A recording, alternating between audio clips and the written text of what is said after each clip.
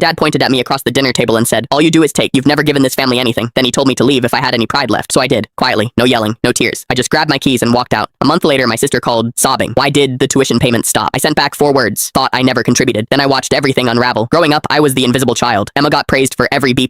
Marcus got celebrated just for showing up. I was expected to handle things. Silently, completely, without acknowledgement. I didn't resent it. That was just the architecture of our family. What none of them knew. For 4 years, I'd been wiring $32,000 annually to cover Emma's college tuition. Dad told her he was handling it. He took every ounce of credit. I never corrected him. When Marcus needed a car for his sales job, I co-signed the loan and covered half the payments. When Mom's medical bills stacked up to $18,000, I cleared them without a word. I paid my parents $1,200 a month while temporarily staying during my condo renovation. They never asked. I never announced it. I was the foundation everyone stood on. None of them knew the floor had a name. It cracked at Sunday dinner. Dad was running his usual commentary on money. Emma casually mentioned needing new textbooks. I offered to help, and that's when he snapped. "All you do is take. You've never given this family anything." The room went silent. I looked at him steadily. "What exactly have I taken? You live here rent-free, eat our food, act like a leech at 28. I set down my fork. "Then maybe I should leave. If you had any pride left, you would." He shot it back without blinking. I stood up, picked up my keys, walked out. That night I checked into a hotel and called my contractor to fast-track the renovation. Then I started making calls. I contacted Emma's university bursar as the account holder and canceled all future payments, effective immediately. I called Marcus's auto lender and removed myself as co-signer. He had 30 days to refinance or face repossession. I canceled the family cell plan I'd been running. 5 lines, gone by midnight. I didn't send a warning. I didn't leave a note. I just stopped. The first domino fell 3 days later. Marcus called in a panic about the car loan. I didn't pick up. Emma called crying about a tuition hold. I let it ring. Dad called 14 times in a single hour. I blocked the number. Mom showed up at my office 2 weeks in. "Your father wants to talk." He didn't mean what he said. He meant every word. I told her. I'm just finally taking him seriously. But Emma? Not my problem. I never gave this family anything. Remember? Her face drained of color. "That was you?" I smiled and walked back inside. By week 3, the structure had fully collapsed. Emma withdrew from her semester. Marcus lost his car and the job that came with it. Without my portion of the cell plan, everyone scrambled for individual service at higher rates. The medical payment arrangement I'd built for Mom defaulted, pulling their credit under. Then came the group text from my sister. "Why did the tuition stop? I'm going to lose my scholarship." I replied, "Thought I never gave this family anything. They showed up at my newly renovated condo last week. All 4 of them." Dad stepped inside and stopped. His eyes moved across the marble countertops, the floor-to-ceiling windows. "This is what you could afford?" he whispered. "This is what I could afford," I said. "Once I stopped carrying all of you." Emma was crying. Marcus looked hollowed out. Mom kept apologizing in a low, looping murmur. I let the silence hold for a moment. "I gave you everything," I said quietly. "My money, my credit, my time. You never noticed, because I never asked for applause. But the moment I needed basic respect, you threw me out." I closed the door. Some bridges, once burned, aren't worth rebuilding.